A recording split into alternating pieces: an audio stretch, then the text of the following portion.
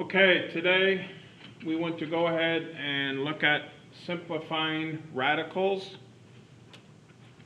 Let me just give you a very quick example of what I'm talking about, and then the whole point of this lesson will be to explain how we do it. The most common kind of radical we're going to simplify is a square root. So for instance, say at some point you have 9, square root of 9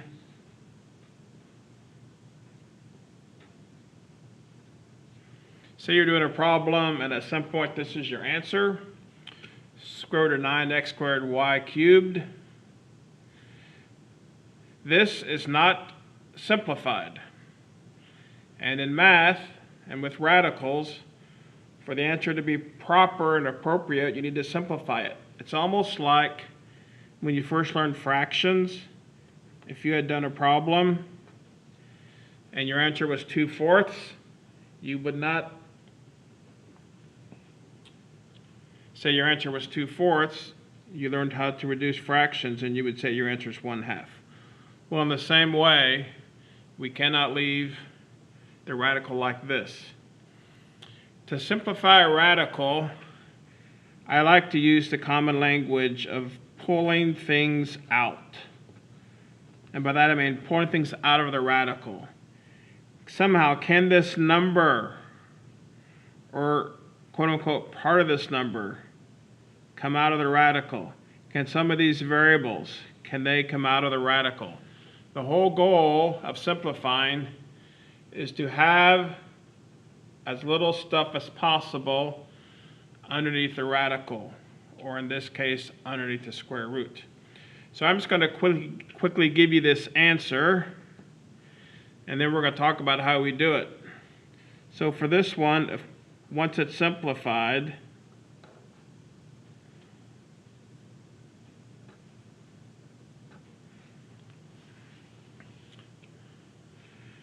the square root of 9x squared y cubed, once it's simplified, actually equals 3xy square root of y. So this is now simplified. So this short little video talks about how we get from the initial expression to the simplified expression. Now we're going to break this up. I like to break it up into two parts.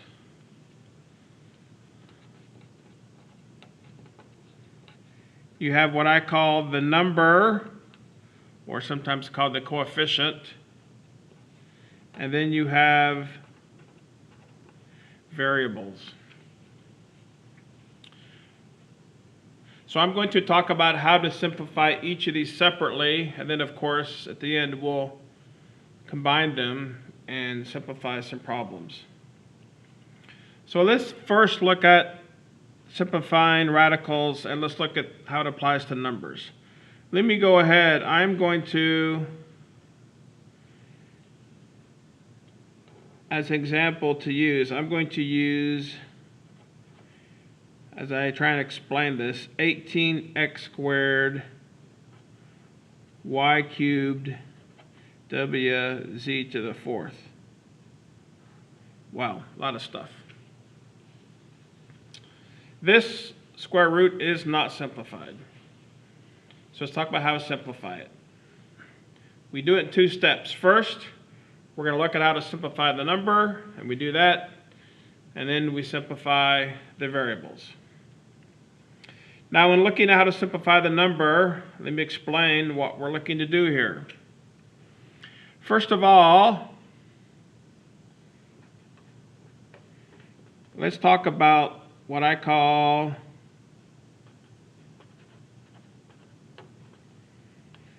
they might be called perfect square roots, or for short I call them perfect squares.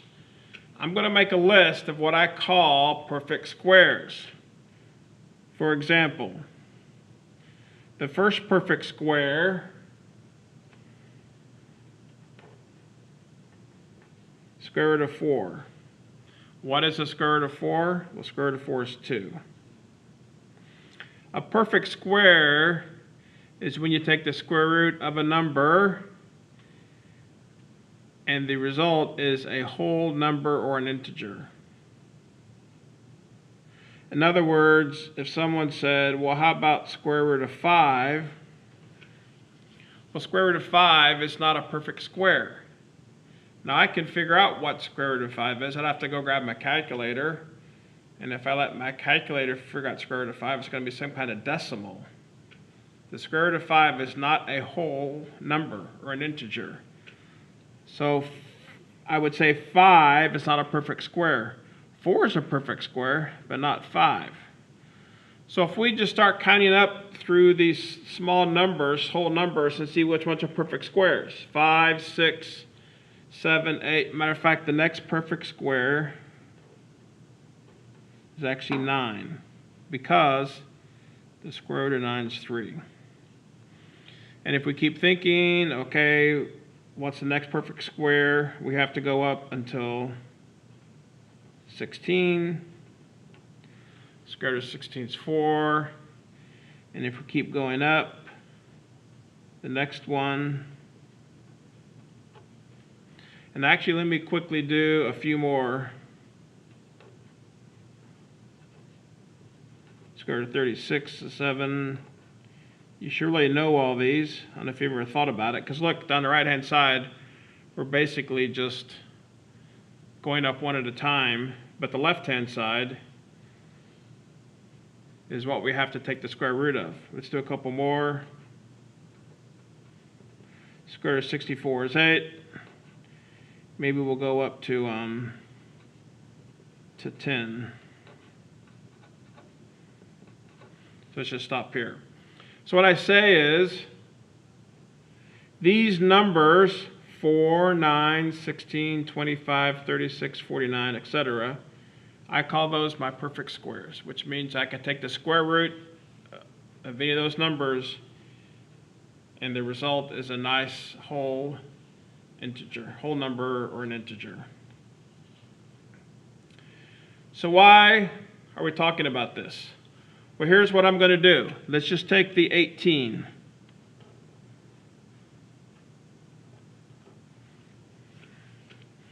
The goal, when you have a number under the radical, and I'll write this, the goal when you simplify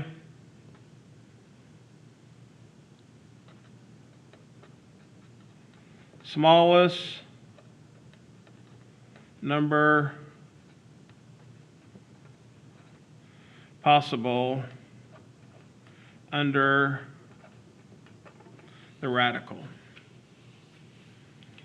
I want to see, when I look at square root of 18, if I can, quote unquote, pull stuff out to where I'm left with a smaller number inside the radical. All right, that may not make a lot of sense, but let me just do some examples and I think you'll see it. What I have to do is, I have to see if this number is one of my perfect squares, or if this number can be broken up into two factors where one of the factors is a perfect square. So let me look at my very first example I did. This will be an easy one to see. Notice here what my number is, 9. So the 9's under the square root. Do you know 9 is a perfect square? Square root of 9 is 3. And that's why, lo and behold, that's where this 3 comes from.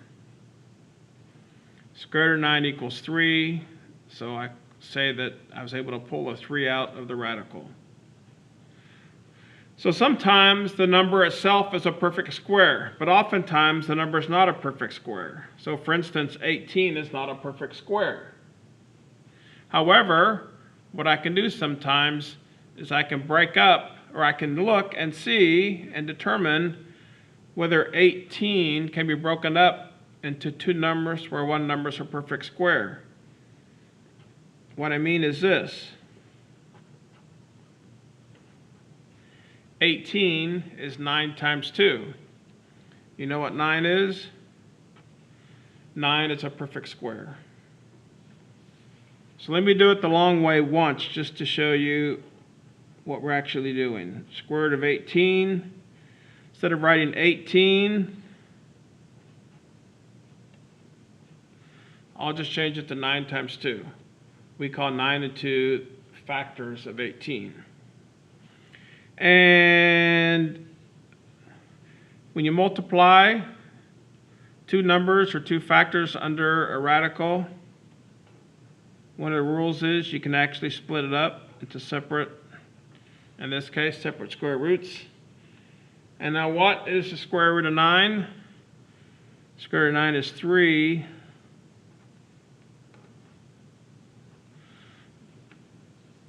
So the square root of 18 simplifies into 3 square root of 2.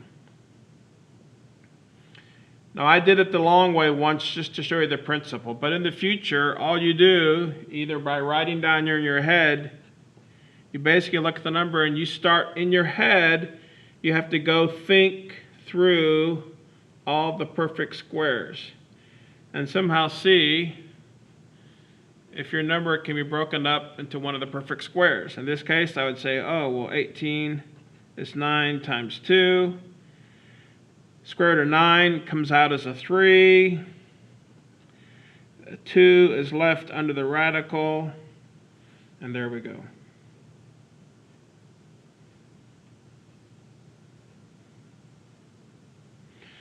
Let's just quickly do some other examples of simplifying numbers. How about if we had square root of 25? Could that be simplified? Well, as it turns out, 25 is actually a perfect square.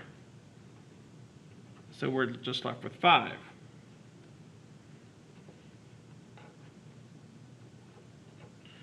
What if we had square root of 50? 50 is not a perfect square. So then we ask ourselves, can we break up 50 into two numbers where one number is a perfect square? And mentally you go through your list. How about 4? Does 4 go into 50? No. Does 9 go into 50? No. 16.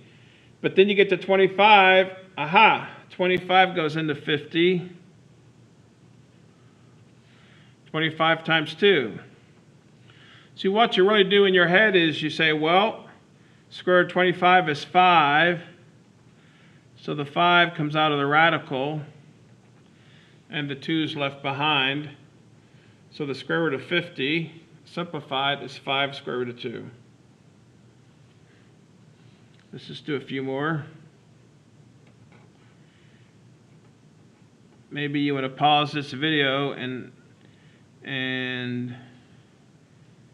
have you do it, and then see if you're correct. Square root of 27 is not a perfect square.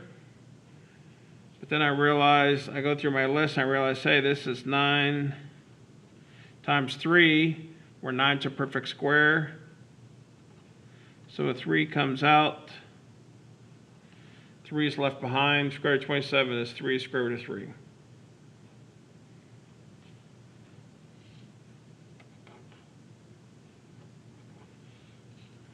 Think about square root of 30. 30 is not a perfect square, but let's see if we can break it up into two numbers where one's a perfect square. How about 5 and 6? Well, the problem is neither 5 or 6 are perfect squares. As a matter of fact, what I need to do is go over here to my list of perfect squares and work through them. Does 4 go into 30? No. Does 9 go into 30? No. 16, 25. You know what? As it turns out, 30 cannot be broken up to where we have a perfect square.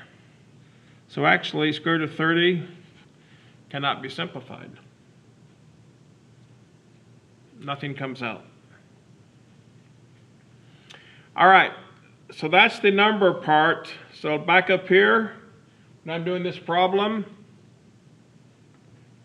like I said, we usually simplify in 2 steps. First, you simplify the number, then you do the variables. For the number part, we did it right here. And I'm going to leave some room for my variables. But when I look at the number part, I can pull out a 3, and I have a 2 left over under the square root. Now let's talk about the variables.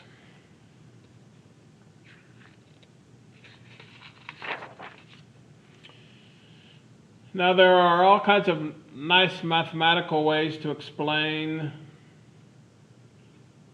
how to simplify these variables. But many years ago, let me rewrite the problem we're doing. Many years ago, I came up with a little, it's actually a question. It's like a 2-part question or sort of phrase that in my mind makes it very simple.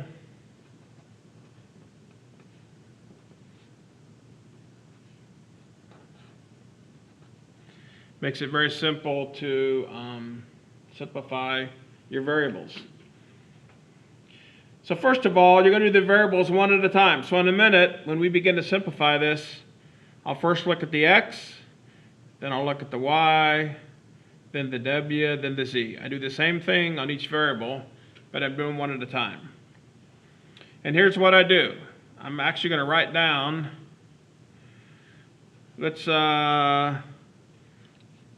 I'll actually, for the x. So when I'm looking to simplify that x, here's the question I ask. 2-part question.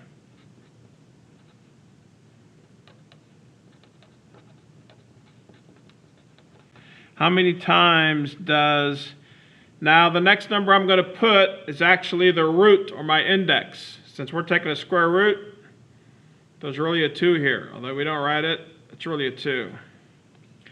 So how many times does 2, whatever my root is, how many times does 2 go into 2? Now this number here will be the exponent on my variable under the radical, in this case x. So what's the exponent on the variable?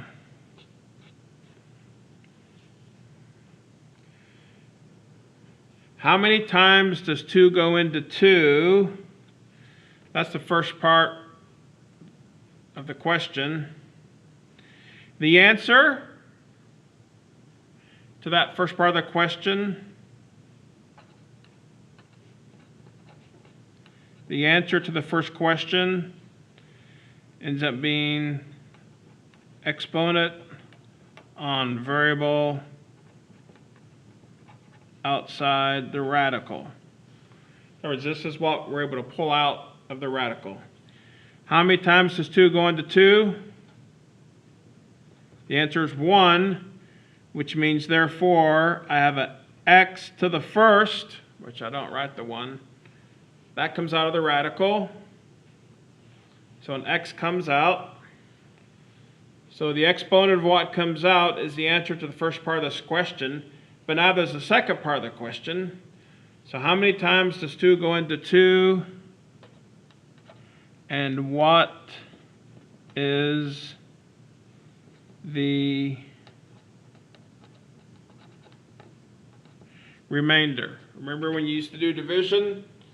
You had the remainder, or what's left over. So in this case, for x, how many times does 2 go into 2? 1. And what's the remainder for x? The remainder is 0. So the answer to the second question ends up being the exponent on variable under the radical. So for x up here, the remainder is 0. X to the 0 is 1, which means there's really no x's left under the radical. They all came out. Let's do the rest of these. How about y? So I use the same question. So y, I say, how many times does 2 go into 3? The answer is 1. So y to the first comes out. How many times does 2 go into 3? And what's the remainder? In this case, the remainder is 1. There's also a y to the first left under the radical. How many times does 2 go into 3? Once, and what's the remainder? 1. So 1 outside, 1 inside. How about the w? How many times does 2 go into 1? It doesn't. What's that mean? That means that no w's come out of the radical. It just stays inside. How about z? How many times does 2 go into 4? 2 times. So a z squared comes out of the radical. How many times does 2 go into 4? And what's the remainder? The remainder is 0. So there's no z's left inside. So square root of 18 x squared y cubed wz to the 4th simplifies down into 3xyz squared times the square root of 2yw. What have we done? The 18 under the radical has dropped down to a 2 with a 3 outside. If we look at our variables, we're able to pull out an x and a y and a z squared, and what's left inside? Yw. Okay, this is now simplified.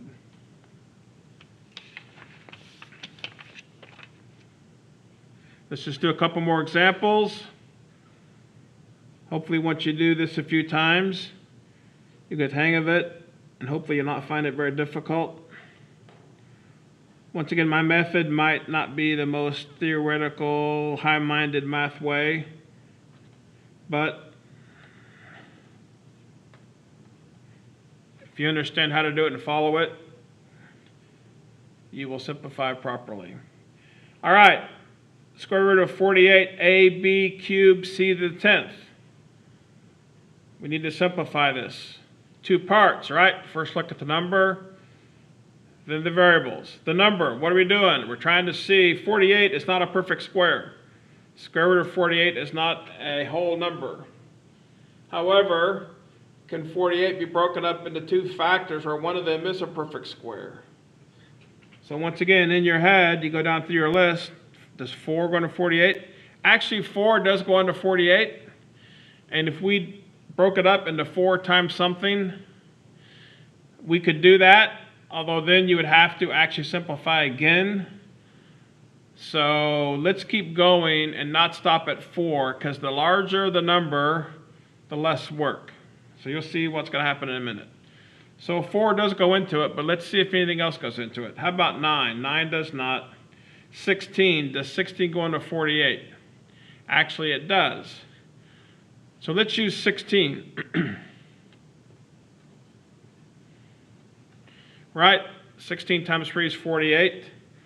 So therefore, for the number, square root of 16 comes out as a 4. I'm left with 3 under the square root. Now let's look at our variables one at a time. So my root, or my index, is 2. So for A, how many times does 2 go into 1? It does not. So therefore, no A's come out. It's underneath the radical. Let's look at the B. How many times does 2 go into 3?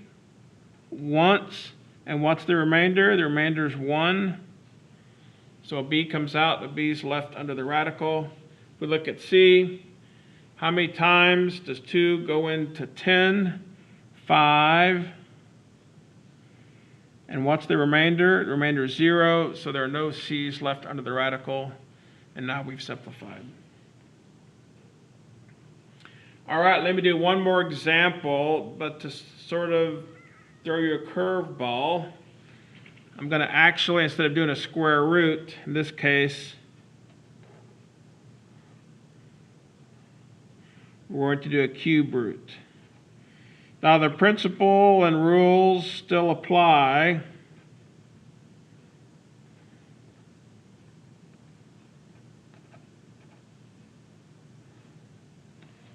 But there are a few things you have to think about.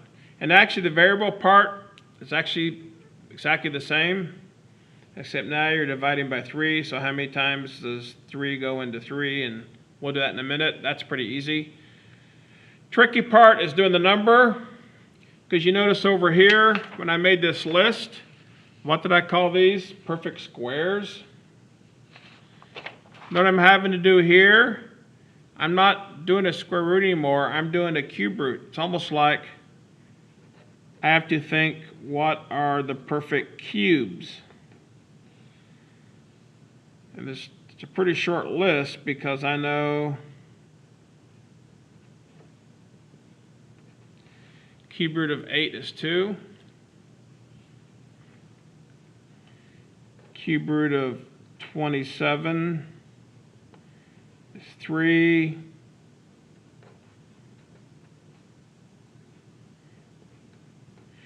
And you notice these numbers under the radical, they start getting big pretty quickly. I'm only at the third perfect cube and I'm up to 64. So they get big really fast. You don't have to remember very many of them, but you do have to know your perfect cubes. So now looking at this, I look at 16 and I say, well, 16 is not a perfect cube, but can 16 be broken up into two factors where one's a perfect cube? And you can, right? How about 8 times 2? The cube root of 8, it's a perfect cube, is 2, so a 2 comes out. And a 2 is left inside. So there's the number part. Now the variables are just the exact same two-part question that we keep asking. Except now my index or my root is 3. So for x, how many times does 3 go into 3? Once. What's the remainder? 0. There's no x's left under the radical. For y squared, how many times does 3 go into 2? No times, it does not. So I'm left with a y squared under the radical. How about z? How many times does 3 go into 5? Once. And what's the remainder? The remainder is 2. So I have a z squared left under the radical. And then finally for w, how many times does 3 go into 6? Twice. So a w squared comes out. And what's the remainder? How many times does 3 go into 6? 2. What's the remainder? 0. There's no w's left. So there's a simplified radical. All right. Not too difficult. Hopefully with some practice you'll be able to master this, and from now on simplify radicals without any difficulty.